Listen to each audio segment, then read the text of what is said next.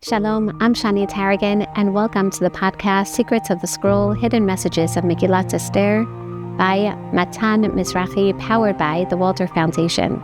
In this series, we're going to explore textual allusions, literary messages that are hidden in the text of Megillat Esther, teaching us messages of not only the story itself, but allusions to the other 23 Sfarim of Tanakh. Please join me on this remarkable journey of learning through Tanakh through the eyes of Megillat Esther.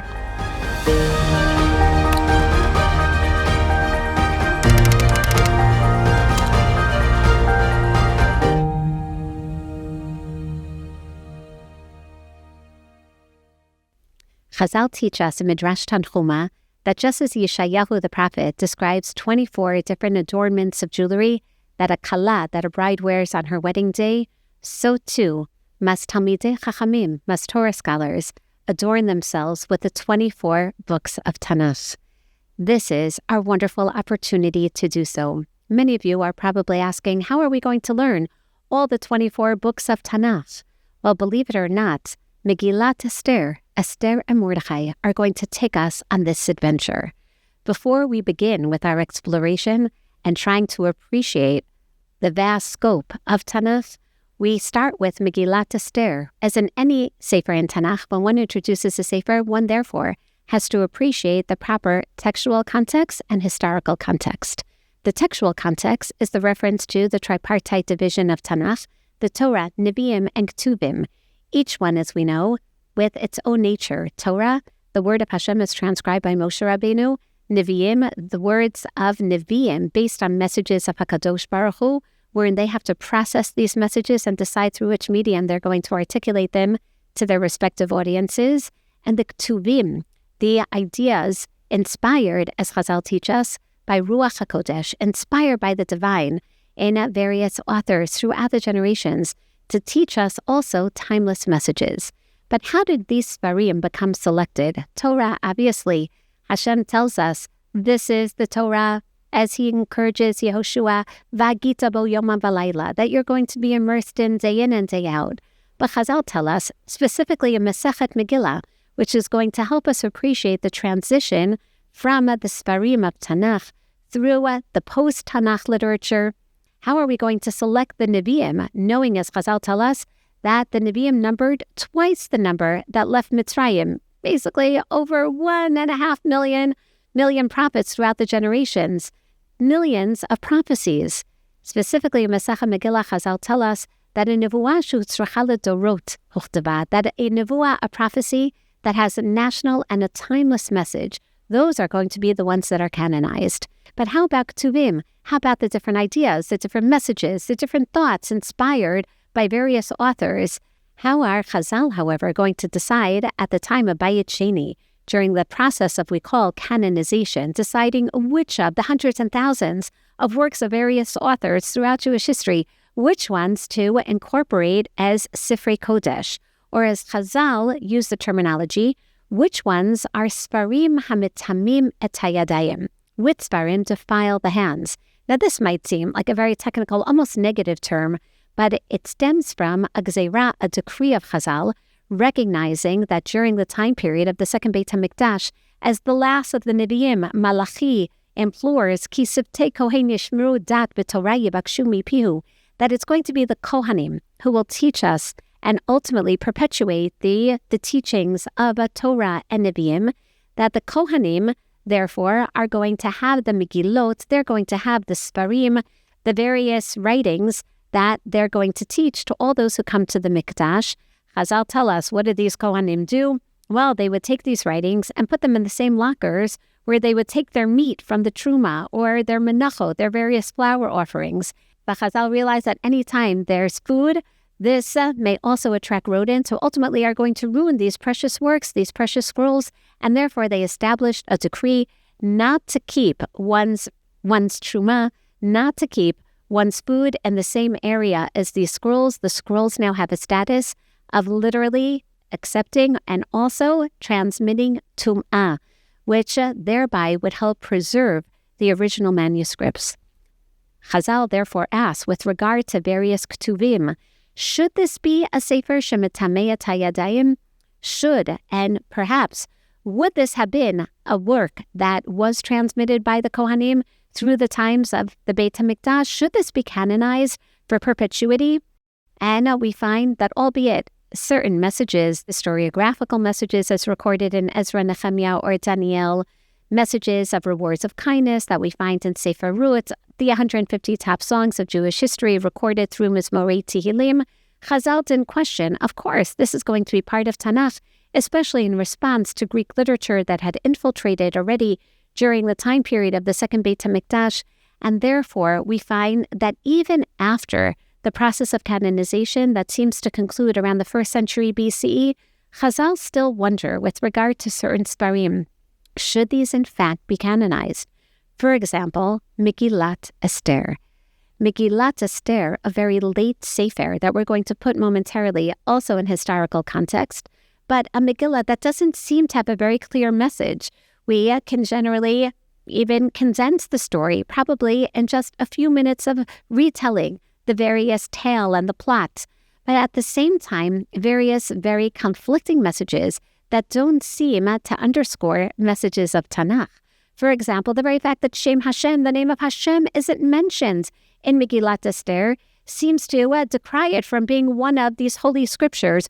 Or how about the fact that the heroine of the story, during a time of terrible assimilation that Ezra and Nehemiah speak about with the Samaritan woman, that here we have the heroine who marries a non-Jewish king? What type of message are we broadcasting to the young women of the time period? Oh, all you have to do is marry into politics and thereby save the Jewish people. This is a very, very contrary message. So much so, the Chazal tell us maybe she was still married to Mordechai, which only aggravates her halachic status, but at least has her married to a Jew. But how about another problem in Megillat Esther, the very fact that this is a story of salvation of Jews in the diaspora, keeping in mind that the entire trajectory of Tanakh is the ideal, the promise of Am Yisrael living and flourishing in the land of Israel. In addition to so much of the information that's recorded in Megillat Esther that seems not just superfluous, but completely irrelevant. Rav Yaakov Meidan likes to say that there are more words describing what apparently is a beauty contest in Megillat Esther than there are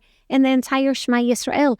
How can we understand then the message of the Sefer? Chazal, in fact, in Masechet Megillah, question whether or not Esther should be canonized, so much so that we know in the writings of Bayit Sheni, for example, in the Dead Sea Scrolls that were found, there were selections found, and this, as we know, dates back to the time of the Great Rebellion of 68 CE. They found remnants of every single Sefer of Tanakh, Bereshit and Shemot and Yehoshua, through the stories of Ruth and Divrei Hayamim, but they did not find any remnant from Megillat Esther, teaching us that there were different sects in society that didn't necessarily accept Megillat Esther as one of the Sifrei Kodesh. And therefore, Chazal tell us that it's not so clear whether or not this Megillah really should have been included. But then they record an ahistorical account of Esther herself, who pleads basically to the Chachamim of Yerushalayim, taking us clearly to an anachronism in history, recognizing that Chazal are telling us that they heard, so to speak, the echoes of Esther throughout the generations, saying, Kitvuni lidorot, literally canonize me for generations. I should be a Sefer, and even though Amoraim, such as Shmuel, deliberate whether or not the Sefer was even written or inspired at all by Ruach HaKodesh, Chazal in the end explained to Esther, so to speak, that no, we don't need to record the story because it seems that the story, as Esther claims, is necessary for the sake of perpetuating the mitzvah Mechiyat Amalek, to remember how an enemy, the descendant of Agag Hamaleki, how he comes to power and how ultimately the threats against the Jewish people are going to be quelled. However, Chazal tell us, but we already have writings, Tov Zot Zikaron Basefer. Tov Zot, we already have the story of Amalek mentioned in Sefer Shemot and Parsha B'Shalach. Zikaron, we already have this reminded of, we already have it mentioned again in Sefer Devarim, in Parshat Ki Teitzei, Zachor et asher asa lecha Amalek. And you know what? Basefer, it's also recorded in Nevi'im, in the famous story of Shmuel ala Perek Tedvav, with Shmuel's imploration and commandment to Shaul that he must annihilate the entire peoples of Amalek. And therefore, Esther says, come on, kitvuni lidorot, please, again, write down, canonize my sefer. And basically, she tells the Chachamim, you know what, you can write the story down again because Ktov Zot, really, Ktov, you can write it in Sefer Shemot, Zot, and in Devarim, and Zikaron, and it can be written in Sefer Shmuel, Bas Sefer. And it can also be written in my Sefer. What Esther is basically telling the Rabbanim, what Esther is imploring to the Chachamim, is that there's more than meets the eye. We learn various messages from the fact that Chazal end up incorporating Megillat Esther, as we know, as one of the Sparim of Tanakh, teaching us that it must have been inspired Beruach HaKodesh with this divine inspiration, and teaching us that, firstly, if women push hard enough, they always get their way. But all the more so, Chazal clearly understand what Esther was trying to teach, which is look between the lines. Kitvuni lidorot. You'll see that there's more than meets the eye. That this Sefer has more to tell than what you think. It's not really about just a Jewish heroine who is going to save the Jewish people from the palatial walls. It's not just about the story of Jewish salvation in Chutz La'aretz. There's much more that needs to be told. And you'll only understand this, she explains, if also kiv'uni lidorot, if you establish my holiday as a holiday for generations to come. And this already tells us that she appreciates and is broadcasting to each and every one of us till today that we have to explore Megillat Esther in order to appreciate what we're celebrating on Purim. But in order to properly appreciate the story, we have to go back also to the historical context. And Esther and Mordechai themselves tell us this. Vayhi bimei Achashverosh, hu Achashverosh, hamolech mehodu biad kosher v'besrim u'meyam medina. They tell us there's something a little different about the Sefer. It is really one of the only Sparim in Tanakh that begins with an emphasis on the culture in which they're exposed, a foreign culture, as opposed to almost every other Sefer in Tanakh that begins within the Jewish context. Bimei Uziyahu, Yotam, Achaz Chizkiyahu. We hear about the context of Yeshayahu within all the various Judean kings of his time, or Yirmiyahu during the time of Yoshiyahu, and Yoyakim, and Yoyachin, and Tzidkiyahu. But all of a sudden, we open up Megillat Esther, and we hear that we're living in Persian society. Mordechai and Esther are already telling us that if you really want to understand the story, then you have to put it back in the context of Achashverosh. But who is Achashverosh? Who is this Persian king? We find two different ways of looking at the story. One, as we know, promoted by majority of Chazal, based on Rabbi Yossi Bar Chalafta's Seder Olam, one of the famous Tanaitic works, where he basically looks back at Tanakh and records Jewish history to help us understand under both Persian and subsequently under Greek rulership, how we understand the time frame of Jewish history. Based on Rabbi Yossi Bar Chalafta, the minimalistic approach to history, we look at Tanakh, and based on Tanakh, we hear of 4 Persian kings. We hear of Koresh, whom, as we know, based on Sefer Ezra and Divrei Hayamim, is the first of the Persian kings who allows for Jews, and as we know also from the proclamation of Cyrus, recorded on the Cyrus cylinder that one can find in the British Museum, that he allowed for all those who were exiled by the Babylonians to return to their lands and to build their temples. And ultimately, once we build our temple and give thanks to our God, then our God will also bless him. So Koresh is the one who allows for Jews to return to Eretz Yisrael. And in 538 or so BCE, we find, based on Sefer Ezra, Perek Bet, Pasuk Samach Daled, that 42,360 Jews return, literally a drop in the bucket. But then we hear of another king, Daryavesh, based on the Nivuot of Haggai, Zechariah, living at the beginnings of the rebuilding of the second Beit HaMikdash. We hear that there's a king Darius who allows for the rebuilding of the Beit HaMikdash. And then we hear, based on Ezra, who returns in the 7th year of Artaxerxes, that he succeeded a king named Achashverosh. So basically, we have these 4 kings. We have Achashverosh and Darius and Artaxerxes and Koresh. So in what order do they belong? Well, clearly, Koresh is the first one who defeated the Babylonians, followed by, explains Rabbi Yossi Bar Chalafta, Well, we know that Darius was defeated by Alexander the Great. So it must be that he's the last of the kings.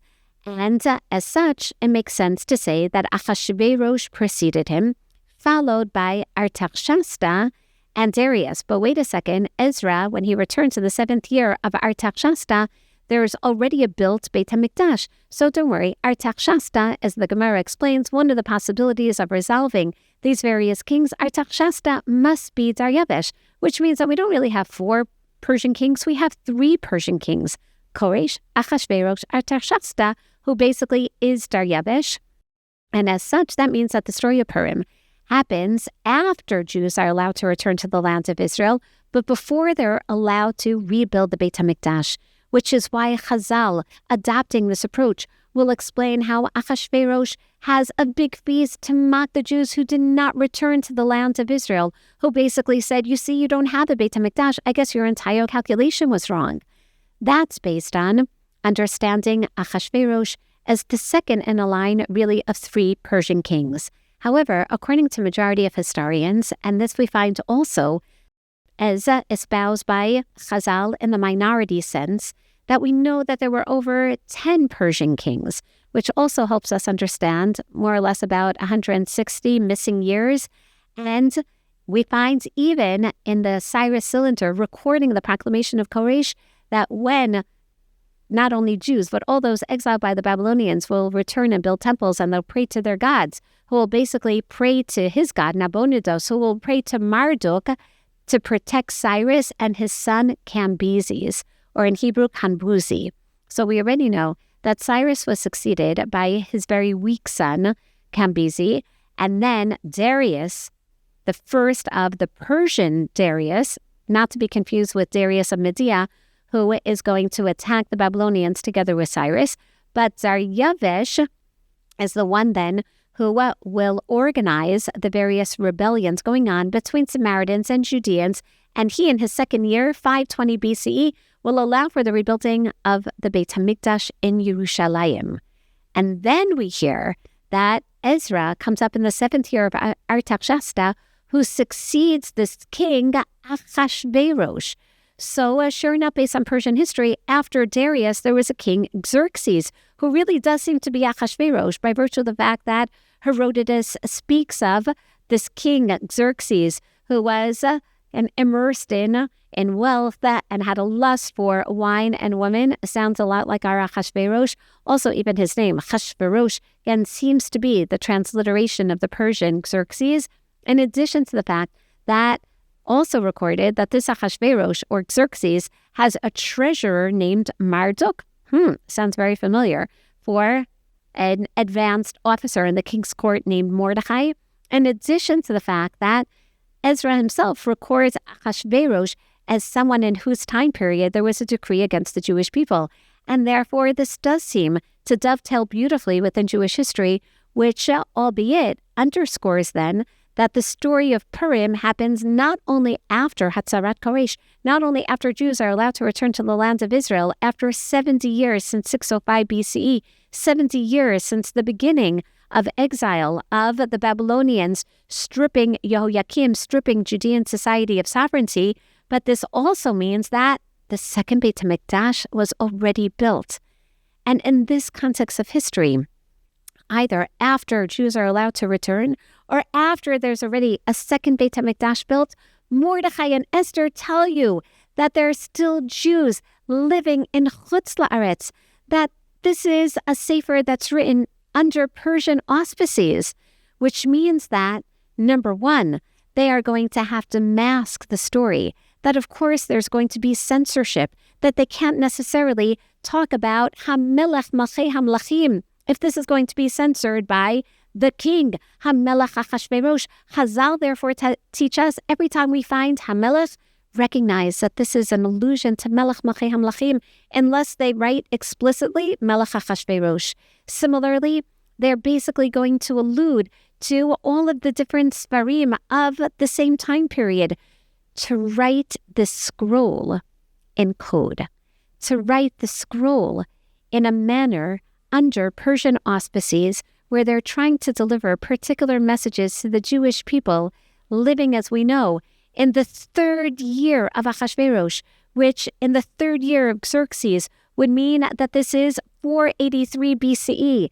Kishevet HaMelech Achashverosh al Kisei Machoto b'shanat shalosh l'macho, in that third year where he was able to defeat the Greek armada, and therefore has to call in Chil Parasu Madai, all the different generals, the military officers, to have a 180-day party of 6 months in order to plan the new strategy against the possible imminent threat of the Greeks returning and retaliating.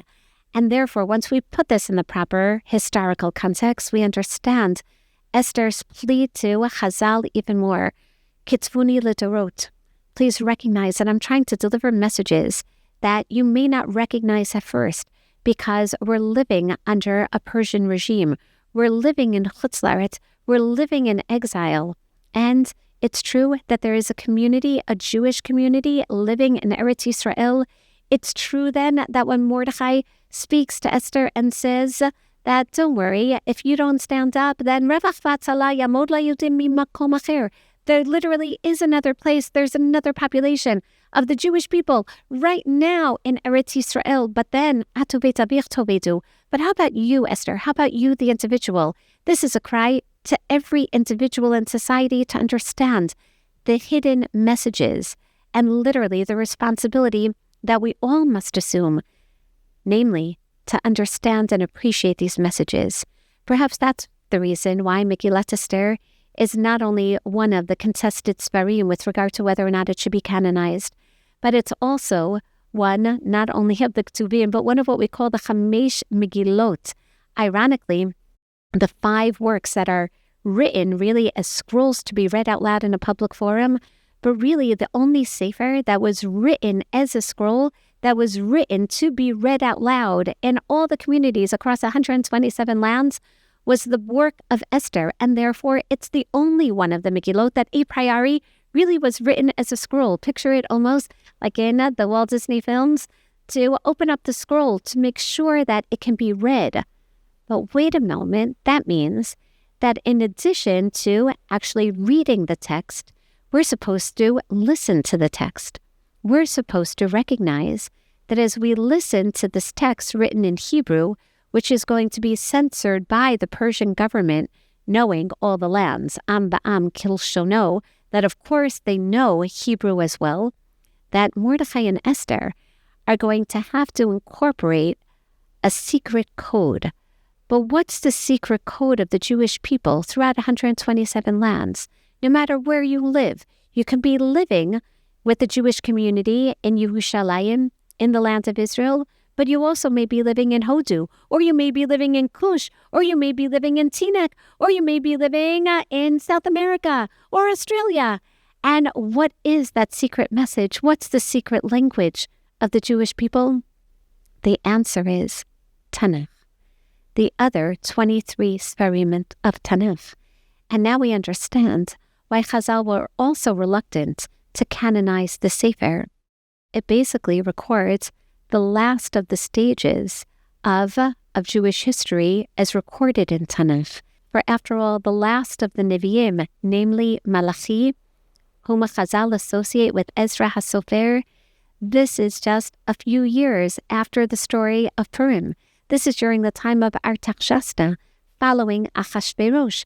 This is the time of Artaxerxes, following the time of Xerxes.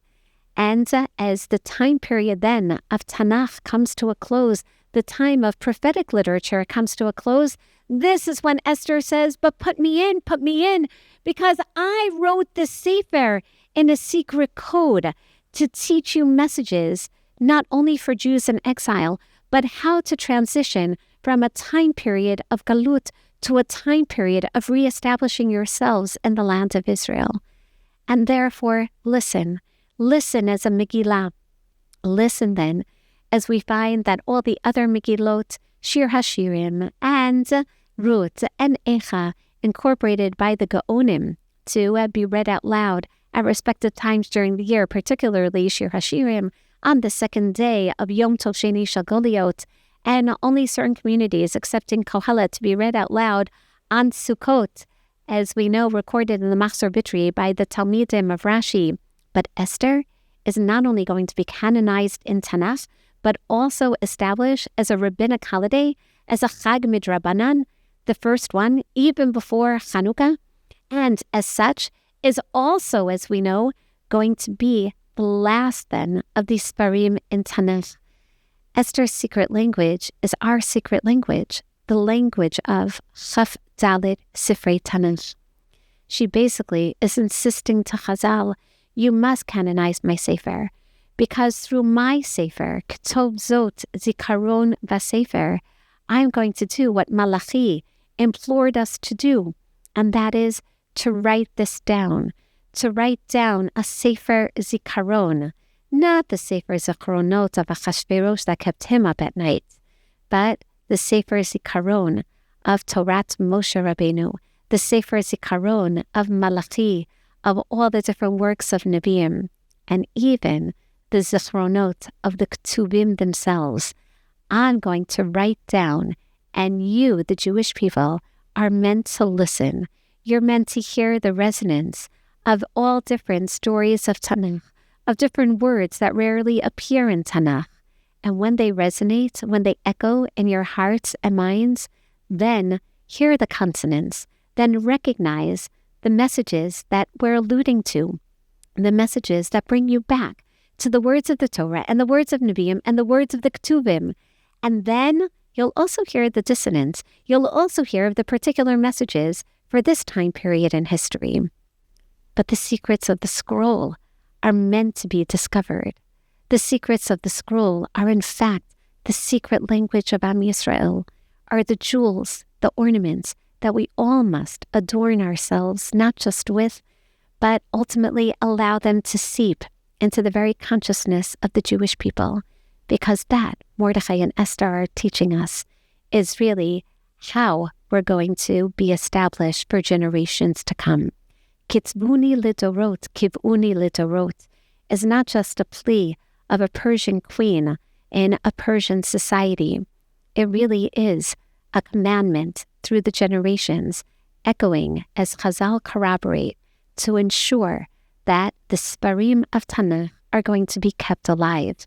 And each and every one of us has an opportunity now, through the secrets of the scroll, to revisit each one of these books of Tanakh and hear, through the voices of Mordechai and Esther, what messages we're meant to extrapolate in order to ensure the perpetuation of the Jewish people. Please join me on this mystery. Join me on this journey. Join me as we uncover the secrets of Megillat Esther, which ultimately are truly allusions to the theology, to the messages, to the character lessons, to the philosophy, to the timeless Torot, the instructions that must accompany our lives through the generations of the past and the generations to come. Each episode will attempt to draw forth various allusions to each one of the Sparim in Tanakh, recognizing that there are many more that lay beneath the surface.